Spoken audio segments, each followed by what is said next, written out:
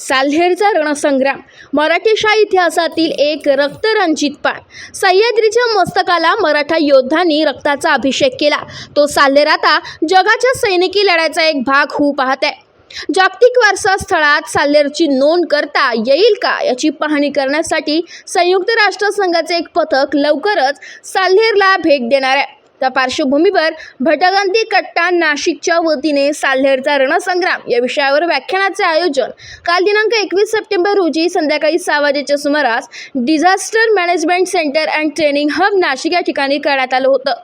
इतिहासाचे अभ्यासक तथा महाराष्ट्र गड संवर्धन समितीचे सदस्य गिरीश टकले साल्हेर लढाईशी संबंधित ऐतिहासिक साधनांच्या मदतीने साल्हेर संग्रामांची समीक्षा केली होती।